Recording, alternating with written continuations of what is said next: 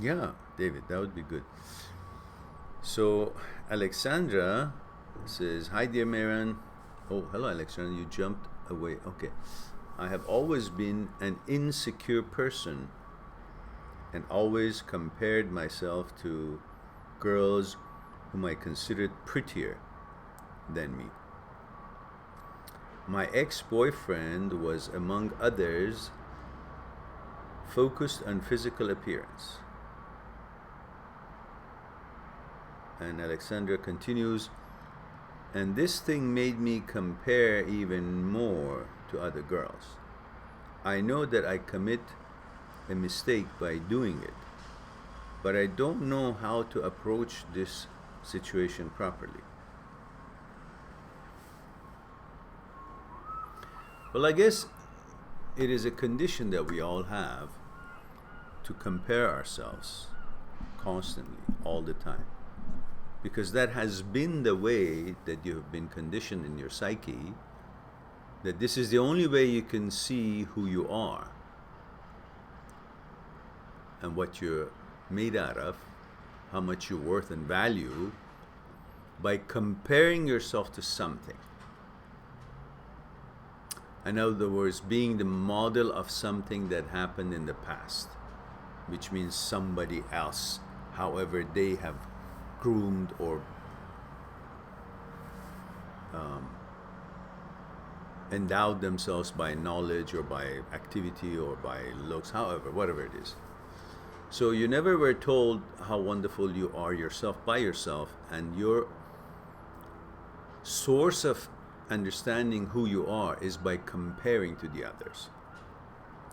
It's funny that we are conditioned that way, because we are conditioned to compare ourselves, to find our worth and value to something or somebody that we don't even know about them.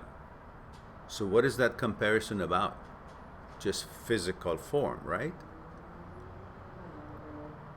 And who says that how the other person looks is actually what that the other person is, and what actually evaluates or gives value to that person based on that physical form? And that's all seems fine, because that's what most people are focusing on, how they look, because that's how they know themselves, by only one part of their being. As you know, we are all made out of two parts: the physical entity and the mind. The content of the mind, the connection with the universe, the flow of the energy that flows through us, binds us, and we're supposed to extend that energy outwardly to the good of the humanity and the universe and nature by itself. The content of our consciousness, these are all the mind part. But you're not accustomed to know yourself as mind and body. You're only accustomed to know yourself as body. We put ornaments in our bodies. I mean, some do, and of course women and some men, for different reasons, put, I don't know, earrings and tattoos and all these things. And some have different reasons for memories and all that. We're talking about in general. So everybody is focused on making their physical entity part of their being, representing them, to know themselves and introduce themselves to the world and to the others through their physical entity. Well, what is that physical thing worth if you really haven't expanded, explored, trained, understood, developed the other part? So together it could represent you as a whole entirety of who you are. You are simply focusing on the shell and not focusing on the center, what really makes this shell works. You all think that, I mean, not you all, but most people think that what we look like is what we are. Our legs walk, our tongue tastes, our eyes see. But we don't realize that our mind walks through manipulation of the legs. Our mind tastes through the tongue. Our mind sees through the eyes. So it's all about body being the apparatus for the mind to get places, to experience things that it cannot do if it sits stationary. Our touch is so that our mind can experience things that it cannot by itself experience in the physical world.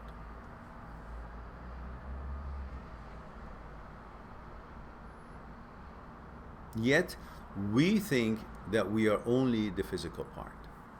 And we try to negotiate life and understand ourselves according to what we look like and how others like the way we look like. And nobody pays attention that what really has made you the way you are. The content of your consciousness. Where does that come from? Nobody cares. It's all about how I look. You know, how fit I am, how this, but these are all great. We should all take care of ourselves, that's for sure. But none of that look, no matter what you think you look like or how the other girls look like, is going to keep your relationship together or is going to make you compatible with your boyfriend or him to you, unless you guys really understand who is it that you're having a relationship with. Who is it that you have a relationship with? The vessel of the other person? The looks? What intelligence and interaction can the look have if you don't use your mind to communicate and do things and make this look and physical body to interact in something, sports, activity, discussion, whatever. So isn't it true that you should get to know each other as you really are, not each other's shell or image? In life, always it is your image that is interacting and living. You're not living. You don't even have a relationship. What relationship do you have with whom? Not the person. You're having a relationship between the image that you have of yourself in your mind and the image you have of your partner, your boyfriend, your girlfriend, in your mind. And your boyfriend is having a relationship between the image he has of himself in his mind with the image he has of you in his mind. So these two images are interacting, and you are both clueless of each one of you are. Neither yourself or the other one. And you're so focused on your physical presentation and how you look compared to the other girls. And we know damn well that there's so many pretty girls, and every girl is pretty depending on who likes what. But we all know that there's so many pretty girls who are coupled or married to a handsome man. The man is handsome, the girl is beautiful. But they get divorced. So why? If beauty, physical beauty, is what really counts, well, how come they can't make it and they get divorced? Because the connection and relationship between the images never lasts. Images is where the mind takes refuge. Image is the past. Image is what you have created for you to feel comfortable. You seek refuge, security in an image, and then you change that image according to what it is that you're trying to attend to during the day to something else. We talked about this before. Whatever you're doing, you have an image of that. You're in a soccer game, you have an image of a participant, or you have an image of a spectator. If you're in a bus, you have an image of a passenger. You drive the bus, you have an image of a bus driver. You're in a classroom, you have an image of a student. You teach a class, you have an image of a teacher. You're with your parents, you have an image of your mom, you have image of a son or a daughter. You're with your children, you have image of a mother or father. These images constantly change. You go to a store, you have image of a shopper. You're working, you have image of a clerk. These are the images that you are using and letting go as soon as you change, you go to the next step of your day.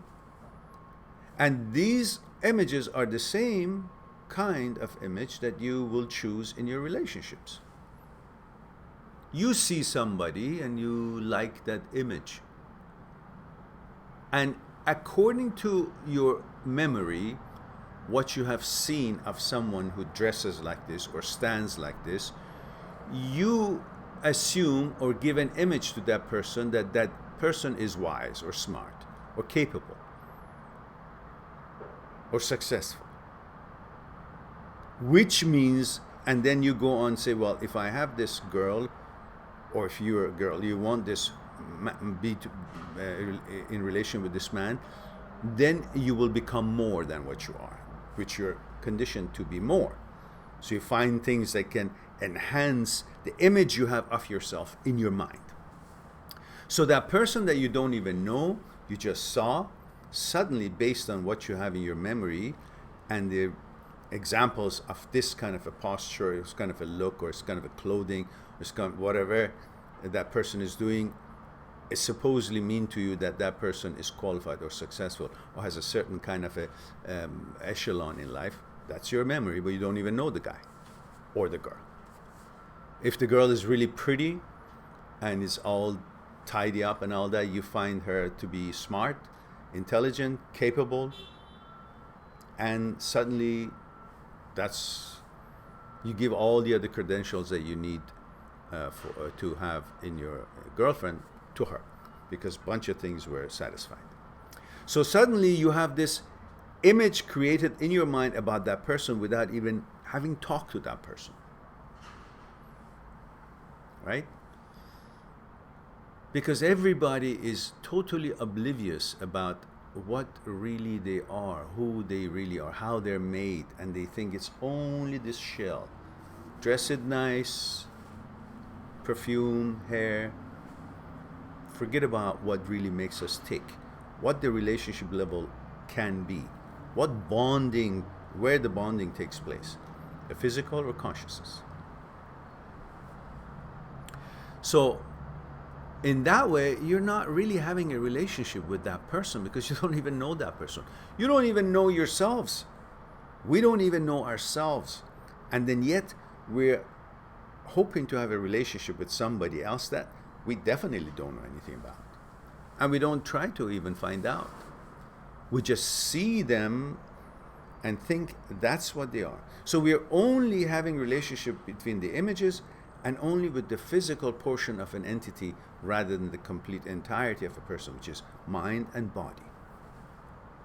So what you're comparing yourself to, coming back to where your question was, you're comparing yourself to just something that really doesn't matter, instead of really focusing on, do I know that person to compare myself to, and why would I compare myself to? Because that's my conditioning. To find out who I am, I'm comparing to that person. But who is that person? Does he or she know who she is or who he is? Do you know who they are that you're comparing yourself and basing them as the benchmark for who you are?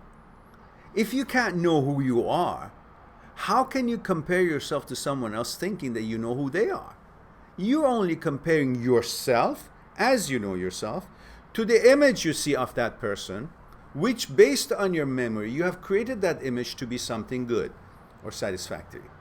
But that doesn't mean that's that person. So you're comparing yourself with an image you have of somebody else. In other words, you're comparing your image with an image that you have created in your mind. So you're comparing yourself with the images that you make of yourself or of you, what you want to be in your mind. That has nothing to do with you or that person. That doesn't increase your value or tells you that that person is valuable. It's all your creation. So you're comparing yourself to the image that you have created in your mind, some image. And you're comparing your image or who you are with that image that you created, because you don't even know that person that you're really comparing yourself to. You're comparing yourself to the image of that person that you're seeing, because you don't know that person. So all this comparing is this nonsense. It makes you believe that you're less or more for no reason. Instead of that, why don't you simply see yourself as it is according to how you interact with life?